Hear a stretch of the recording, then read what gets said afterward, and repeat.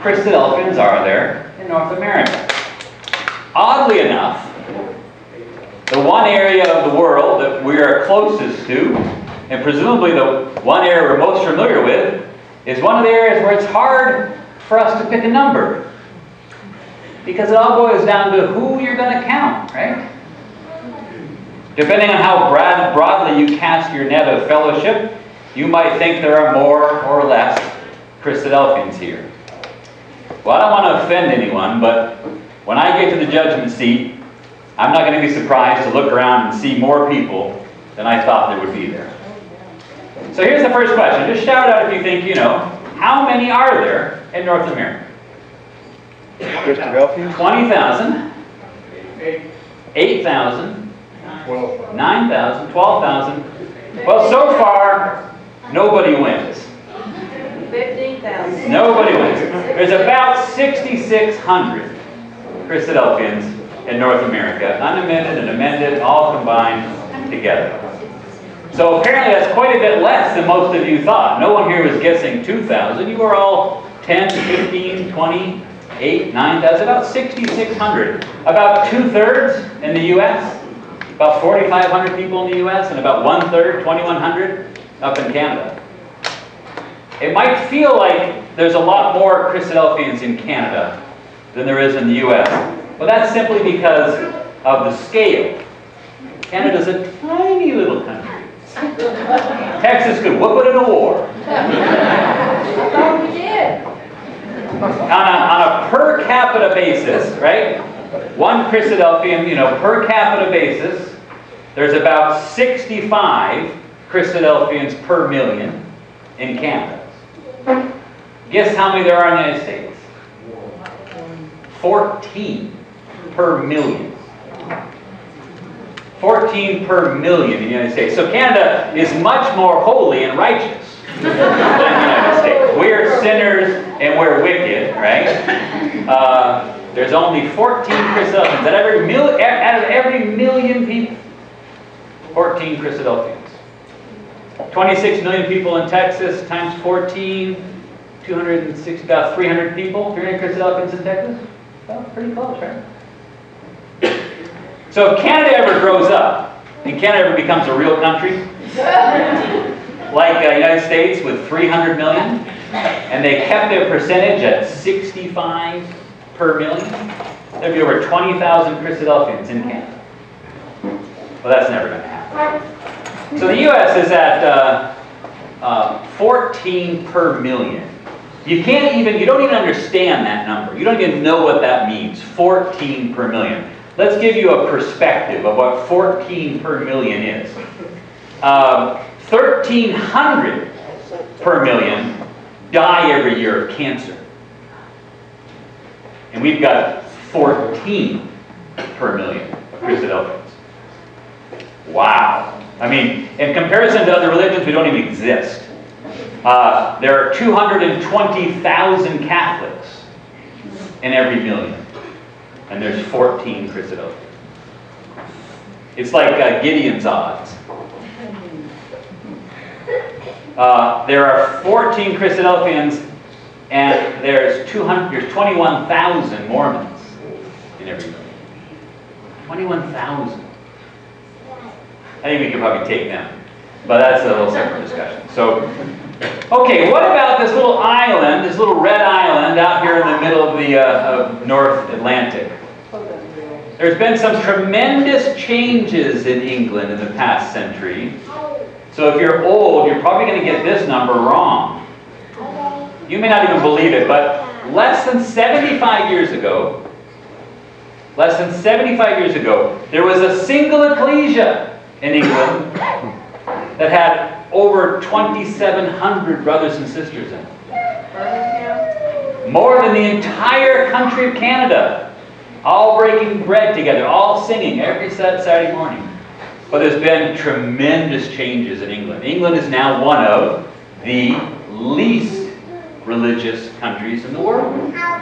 Now we think of England, we think of all the Christadelphians in England, we think, oh, England, they're very spiritual. That must be the headquarters of religion. It's not. It's incredibly unreligious. They did a poll in England, And less than 14%, less than 14 of the British people say they go to church once a year. Now in comparison, in the US, 43% say they go every single week. So it's it's fallen on spiritual hard times. Oddly enough, interestingly enough, the Muslims are doing great in England. But Christianity dropping dramatically. So, what's your guess? How many brothers and sisters in England? 5,000. 10,000. 1,000. 3,000. Okay, none of you know anything, right? That's good, that's good. About 7,900, less than 8,000. At its peak, there were over 20,000 Christadelphians in England. Anybody here 80? Nothing personal, but anybody here 80? Paul is 80, just turned 80. In Paul's lifetime, there were 20,000 Christadelphians in England. Now there's less than 8,000. Endangered species. And every one of them is old. Almost all of them are old. You know? I mean, in the rest of Paul's lifetime, you're going to see that number get even smaller. They're dying at a rate of about 140 a year in England, and they're baptizing at a rate of about 40 a year. So you do the math. It's not going to be very long. So the focus, of course, in the UK is on young people, right? They want to try to talk to the young people and try to help their young people come to the hope of salvation, because that's the hope of the brotherhood.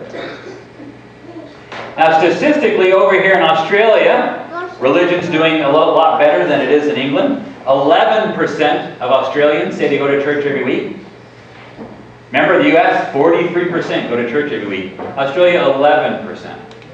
But the Christadelphian faith has been doing a lot better in Australia. It's been growing quite a bit in Australia. You know why? They all have 6 kids. They all have 6 kids, and those kids all go to Sunday school, and a lot of them get baptized. How many brethren do you think there are in Australia and New Zealand? 29,000. Yeah, what do you think? Well, let me ask you this way. More or less than England? Just barely. 7,800 in Australia and New Zealand. In the next couple of years, with the increased number of baptisms going on in Australia and the decline going on in England, Australia is going to pass England as the largest number of Christadelphians in the world. And that is going to drive the Brits crazy, right? They are not going to like that at all. But that's what we're going to see in the next couple of years, this change. So this is typically what we view as the Christadelphian world, right? It's mainly England, Australia, and United States. Add that up, you get about, all total, about 22,000 Christadelphians. 22,000 in the first world. So, the next question, do you think that's the majority of the Christadelphians in the world, or is that the minority of the Christadelphians? Everyone guessed it, yeah. That changed, and it changed before the year 2000. In the last century, it changed. We started as a group in the 19th century, and by the 20th century, we were in the minority as English speakers. So, the gospel has been preached all over the world. Probably in every one of those great countries, the gospel has been preached. And there's now more non-English speaking Christadelphians in the world than there are English speaking Christadelphians. Now, preaching is the personal responsibility of every single brother and sister. And it's been going on since the beginning of the brotherhood. I want to spend a few minutes and take a look at the history of the brotherhood's preaching efforts. So where do you think, go back 100 years ago, maybe 140 years ago, late 1800s, the truth was mainly in England. And what do you think the first successful international preaching efforts were? Africa. Not Africa. Yes, I'm sorry, Africa. Yeah. South Africa. South Africa and a little tiny island in the Caribbean, Jamaica. Right? So obviously it was English people who were out preaching, and they went to English-speaking colonies that where they knew they could share the gospel. So several hundred brothers were baptized in South Africa and were baptized in Jamaica. Even though it's every person's responsibility to preach, we all know what happens when something is everyone's job, right? When it's everyone's job, no one does it. And the brethren came to realize that. So the brethren in England were by far the dominant force in the brotherhood. So they established a worldwide preaching organization, and they called it the Christadelphian Bible Mission. Anybody know when the CBM began? What year? I'll tell you. 1955. So their responsibility was to preach in the whole world. We were covered in North America. Australia, New Zealand was taken care of. England said, we'll go into the whole world and preach the gospel. Their first project was right here in the northern part of South America, a country called Guyana. Also an English-speaking country, right? It was called back then British Guyana until 1966. So they were very comfortable with that. They knew, they all drank the same kind of tea, and they were very comfortable with the language, and they preached in British Guyana. So if you've been paying attention, you have realized this problem that arose here. We said that the CBM assumed responsibility for preaching throughout the entire world, and we also said that England, as a brotherhood, started to decrease. So they found that it wasn't viable for them to be able to preach in the whole world, and they looked around and they said, North America's got quite a few Christadelphians, and Australia has quite a few Christadelphians. So in 1961, the CBM spun off all of the Asia-Pacific area, and they gave that to the Asia-Pacific Christadelphian Bible Mission, the ACBM. And then it was decided that North America should be asked to be responsible for Central and Central America. So the CBMA, the Christadelphian Bible Mission of America, was formed. And what year do you think that happened? 69. Good. Wow. Oh, okay. That's helpful, isn't it? So 69 was the beginning of the CBMA. Dick Patterson, Ken Somerville, Charlie Brinkerhoff. Ken looked just the same then as he does now. With the gray hair, everything. Nothing has changed since 1969. Now this was followed in 1995. Oh, wrong slide. No, that's good. Followed in 1985 by South America. So first we were responsible for Central America. England still kept South America for 15, 16 years. Then in 1985 they said, okay, you go ahead and you take all of South America. America is responsible for Central America and South America, except for Guyana and the Caribbean. Okay? Then in 1997, the CBM South Africa, the CBMSA, was established to preach in Namibia, Botswana, and Swaziland. There's currently 1,200 brothers and sisters in that area. And then finally, in the year 2000, all of the Caribbean and Guyana were turned over to the CBM of America. Shortly thereafter, the CBM of Canada was formed, and they take responsibility for Caribbean, and the CBM of America takes responsibility for Central and South America. So this is where we find ourselves today. There we go. Where the United States and Canada is responsible for all of Central and South America and the Caribbean. Australia is responsible for the entire Asia-Pacific area, and England is responsible for everything else. Now remember, preaching is still the personal responsibility of every brother and sister.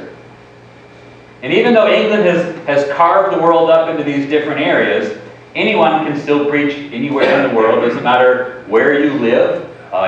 If you're motivated or moved to preach somewhere, you can go wherever you want. So the idea was simply to kind of stop any double effort, you know, to help reduce any errors that we're making and don't let anything slip between the cracks. Make sure that every area is being covered. And we're all commanded to go into all the world and preach the gospel. So the model that England followed was to send brothers and sisters into former colonies, English-speaking colonies like South Africa, Jamaica, Guyana, and they'd go for 2 or 3 weeks, and they'd visit and preach. So when the CBMA began in America, we've kind of followed the same method, the same model. Let's go to some place where they speak English and try to preach. Where'd we go? Tony Howell? Panama, right? 1969 was the beginning of the Bible mission, and the ecclesias were established in Panama City and Cologne, Panama. So we sent down a few Spanish Truth Corps teams down to there to get their brothers and sisters introduced to this idea of preaching in a foreign country, and to see what we had available for people who were willing to do that work. In the early 1970s, a brother and a sister went to this little country called El Salvador and ended up staying there for 26 years. Anybody know who that was? Jim and Jean Hunter, right? So they were down in El Salvador for 26 years. And El Salvador now has 3 ecclesias, a very active preaching program that the brothers and sisters there run, and over 140 brothers and sisters in El Salvador because of the time and the effort that Jim and Jean committed there. About 10 years ago, Sister Cindy Paiva moved to Guadalajara, Mexico. And she's been very busy there. Guadalajara now has several very active brothers and sisters who are quite active in preaching, positive about spreading the truth. There's over 35 brothers and sisters just south of the border from here, down in Mexico. There were none there 10 years ago. And now there's 35. So, add it all together, do you know how many brothers and sisters are in Latin America that speak Spanish as their first language? 600. Yeah, you're close. It's 300. So in all of Central and South America, there's about 300 brothers and sisters. How about in the Caribbean? Caribbean's about 400. That number drops every year. It's so hard to find work in the Caribbean. Anybody that can moves to New York or moves to Atlanta, gets out of there, and they have this continual problem with young people moving out, which is, they're happy for them because it makes for a better life for them, but it's hard. It's hard for the ecclesias that remain. So all told is a total of about 700 brothers and sisters living in mission lands that we as North Americans are primarily responsible for. So the Australians, they kind of inherited the same situation as we did from the English. The British had preached during the 19th century into these English-speaking colonies. So when the Australians started working in the 1960s, they had remnants of small ecclesias in India.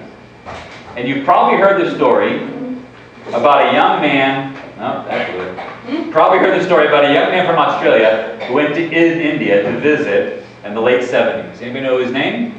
Tim Galbraith. Tim Galbraith, right? And Brother Tim found a wife in India, and he stayed. He made India his permanent home. To say that Tim has been active the past 30 years in India would be an understatement. With children's homes and leper homes and homes for the elderly and homes for the blind, a nutrition program that feeds thousands of people every week, and a large and active preaching program, India has 1,800 Christadelphians in 30 years. Tim arrived. He wasn't planning on staying very long. Then he found a beautiful woman and decided to move there and stay there. 30 years later, 1,800 people will have an opportunity to share communion with God in the kingdom forever because of those efforts. What's really impressive is 10 years ago, Tim looked a little bit to the north and he realized that there's no Christadelphians in Pakistan. right next door to India. And he said, well, it would be easy for our brother to go over to Pakistan and begin preaching. So they're doing that, and today there's 900 brothers and sisters in Pakistan. In 10 years, 900 brothers and sisters. It's been a very rewarding area for the truth. The Philippines was one of the first areas that the Asia-Pacific Bible Mission began preaching in 1960s. There's now about 800 brothers and sisters in the Philippines. One of the areas that was most recently been added is Vietnam. While it's technically illegal to preach anything other than the 3 state-approved religions, there's been several campaigns going on in Vietnam for the past 10 years. Brother Hong Tran from Australia married an Australian. He's a Vietnamese, married an Australian sister. And he now lives in Melbourne. But he travels to Vietnam regularly for business, importing rice from Australia up to Vietnam. And through a complex set of text messages that don't actually say anyone's name or an actual location, they're able to communicate. And they get together for Bible study and memorial service. And we have 300 brothers and sisters in Vietnam. Altogether then, the Asia-Pacific area has about 4,300 brothers and sisters. That's quite an amazing number when you think about the 700 in Central and South America. And it seems like a lot, 4,300, until you start to think about the size of the population in these areas. In that light green area, over 4 billion people. 65% of the world's population lives in that light green area, right? China, obviously, is there. There are 250 cities in Asia Pacific that have more than 1 million people in them. 250 cities. You've only heard of 7. You can't pronounce 240 of those cities. I mean, it's amazing how many cities have over 1 million people.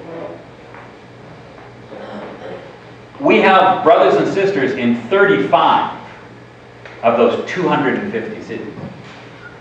That still leaves well over 200 cities with more than 1 million people in them that don't have a single Christadelphian in it.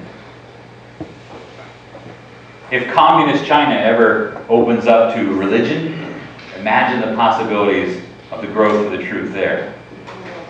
So lastly, let's look at the area that the CBM and the UK are responsible for, Europe and Africa. Does anybody know which country in the world has the most Christadelphians? Who has the most Christadelphians? Malawi. Malawi. By far, the most Christadelphians in the world are in this little tiny place you've never heard of, Malawi, Malawi, a country in southeastern Africa. It's a small little country, 15 million people. Texas is almost twice the size of Malawi. Of course, it was a British colony until the late 1800s. And now there's 9,000 brothers and sisters in Malawi. Now this nation only has 15 million people. And there's 9,000 Christadelphians. Now remember, how many people did I say were in Canada? 65 for every 1 million. How about the US? 14 for every 1 million. In Malawi, it's 600 for every 1 million. I mean, it's amazing. If we had the same percentage in the US as they have in Malawi, 600 for every million, we'd have 200,000 Christadelphians in the United States alone. I mean, these numbers are hard to think about. It's hard to imagine what it would be like to live in Malawi.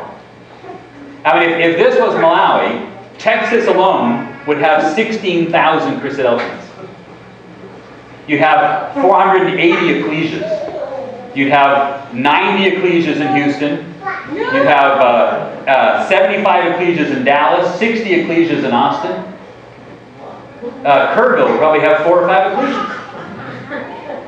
600 for every million.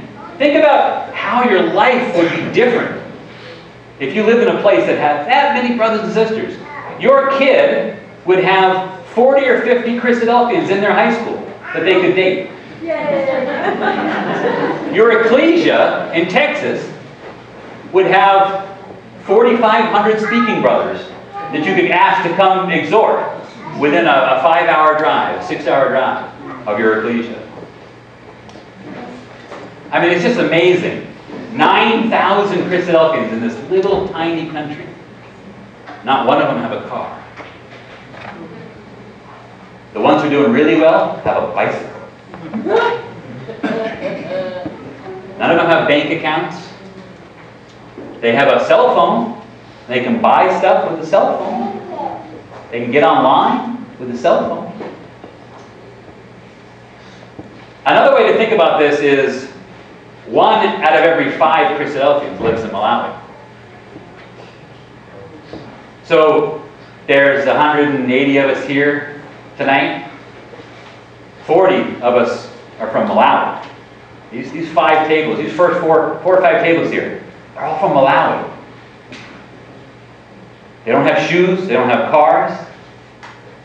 They're all black from Malawi. That's what our world looks like. It doesn't look like this room. It's completely different.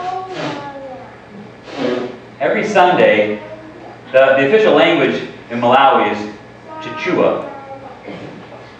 So think about it. Every single Sunday, 22% of the entire Christadelphian world is literally singing from a different hymn book. They're literally reading a different Bible. They've organized themselves in a different manner than we are. Their statement of faith isn't the same as ours. They don't use the BAS7. They use the right? You know, they wrote it themselves. On the coast, to the right of Malawi, is this little country called Mozambique, and then up from there, north of Mozambique is Tanzania, and Tanzania has 3,000 Christadelphians. North of that, Kenya. Kenya's the one that has 3,000. I'm wrong. Kenya has 3,000 Christadelphians in Kenya. Again, previously a British colony. We've got a high school in Kenya. Agape in Action has built a school where they send Christadelphian young people to a school there. Everyone in Kenya speaks Swahili. So in addition to Africa, the CBM sponsors campaigns in Europe, Eastern Europe, and Western Europe, including Russia. And there's about 900 brothers and sisters in Europe. So if you're equipped with math and you kind of add all these things up, 6,600 here, 7,900 in England, 7,800 in Australia, 18,000 in Africa, 4,300 in Asia. It's about 48,000 Christadelphians in the world. So what was your guess? Paul guessed 30. But he was quite a bit lower. Is that number higher or lower than what you thought? 48,000.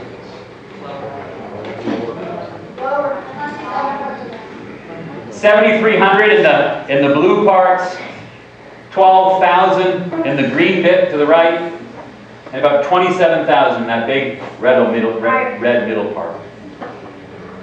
So let me share with you some thoughts about this. First of all, let's talk about money. Because believe it or not, I am here to talk about money. The red, green, and the blue countries are areas that we think of as first world, right? We live in the US, England, and Australia. We're the ones that drive the fancy cars. We're the ones that have the regular, consistent paychecks. We have about 6% of the world's population. 6 out of every 100 people live in the United States, England, or Australia. How much of the money, of the world's money, is in those places? 33%. 33% of all the money in the world, all the wealth in the world, is the United States, England, and Australia.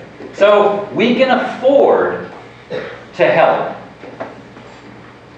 we can afford to help our brothers and sisters. Together, we in the first world spend about $3 million a year preaching the gospel. The CBM has a budget of about, CBMA in America have a budget of about $400,000. Canada has a budget of about $300,000. So we're about $700,000 in the U.S. The CBM in England spends about $1.6, $1.8 million. In Australia, about $1 million, $1.2 million. Those numbers are off. It's somewhere around there. So it's about $3 million being spent on preaching. Now, remember I said there's 22,000 brothers and sisters in England, United States, and Australia. And we're spending $3,000 a year preaching. That means we're spending about $130 per person per year. It's about $11 a month on preaching. That's 2 lattes we're spending on preaching. But we also help out with welfare as well. We help out more with welfare than we do with preaching. We spend about $3.5 million on welfare. The Bible missions spend about $600,000 a year, all of them combined. Agape in Action spends a lot of money. Meal a Day spends a lot of money. The Williamsburg Christadelphian Foundation spends a lot of money. When you add it all together, we spend about $3.5 million on welfare. $155 per person on welfare. That's better. That's about $13 a month. Over 80% of this $3.5 million spent on welfare goes to Africa. Over 80%. By all accounts, in everyone's estimation, more than that could be spent in Africa alone. With brothers and sisters and children of brothers and sisters. We're not talking about helping complete strangers who are hungry. We're talking about helping brothers and sisters and their children with food and clothing, and housing, education, health care. So I'm not going to say that this ratio is off here between preaching and welfare. That's for you to decide. Everyone has to decide personally where they want to give their money, how much they think should be spent in saving the person's life eternally, and how much they think should be spent in saving the person's life temporarily. I don't think that welfare number is too high. Frankly, I think it's too low. I think we can afford more than $13 a person a month to help brothers and sisters and their family who are going to bed hungry, who can't afford a mosquito net to put over them when they sleep, so they get bitten and get malaria and die. I think we can afford more than $13 a month. And I think we can afford a lot more than $11 a month to help complete strangers learn about the covenants of promise. Come to a saving hope of salvation. I think as a community we can do much better in giving to preaching and giving to welfare. Remember that statistic? We have 33% of the world's wealth. 1/3 of every dollar is in our pocket. And there's only 6% of the world's population here. If you agree, I just happen to know an address you can mail a check to. Make it payable to CBMA, care of Jeff Jeleno. Mail it to me. You can actually give it to Kelly. She'll just put it in her Bible bag. We'll bring it home. We'll deposit it for you. We'll send you a receipt. Or go online and make a donation with your credit card. Or set up your checking account. Many people find that it's best to have a monthly recurring donation. It's easy on the budget. You just set $40 a month aside. It automatically comes out of your checking account, or it comes out of your credit card, and you get air miles for it, or whatever you do. And it gives the Bible mission an opportunity to make a commitment to support ongoing monthly projects. Because we know that we're going to have this income coming in on a monthly basis, so we can say to this young family, why don't you guys go to Bolivia and help out the struggling ecclesia there? We'll send you $4,000 a month because the brothers and sisters are committed to supporting us on a monthly basis. you can donate to any one of the Bible missions through the CBMA. So if you want to send money to India, or if you want to send money to Africa, or to the work that's going on in north of India, Pakistan, you can send a check to the CBMA and make a note on there that just says, this is for Pakistan. Kelly will make a note, we'll forward the money to Australia, they'll make sure it's taken care of for Pakistan, and you get a cash deduction receipt for your taxes because you donated to the Bible mission. So that's my pitch for money, and I hope it works.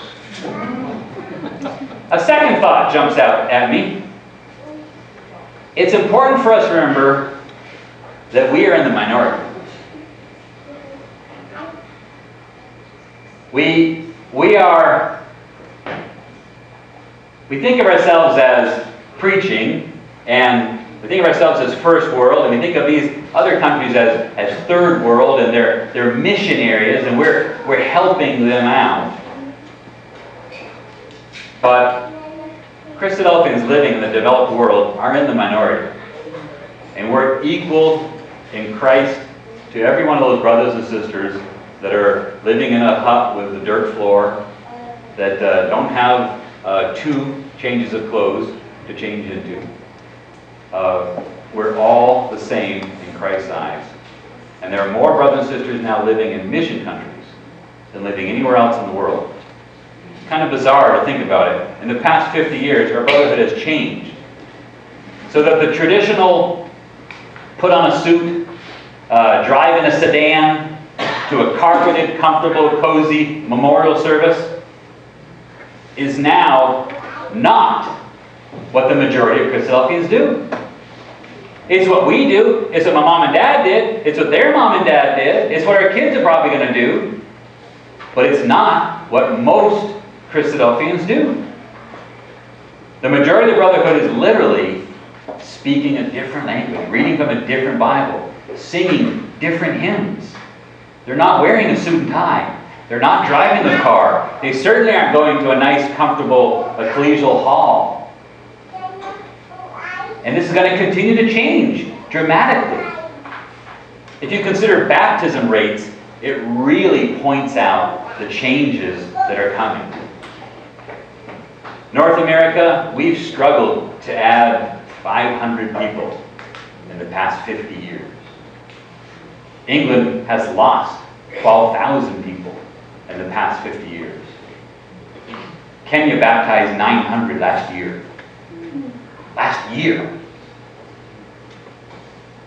As these things continue to unfold in the near future, we're going to find that places like India and Vietnam, Pakistan and Kenya are where the majority of people live.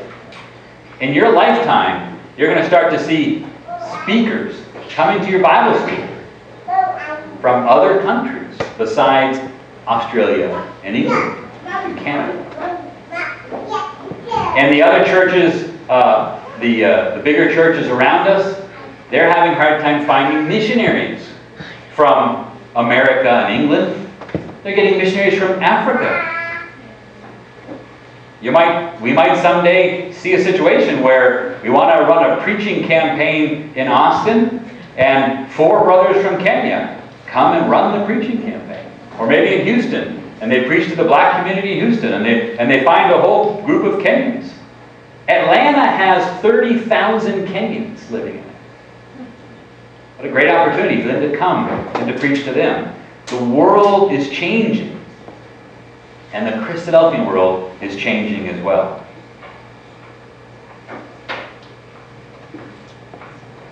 It won't take long before the worldwide community looks dramatically different. Now, what does this mean for you? Well, probably not much.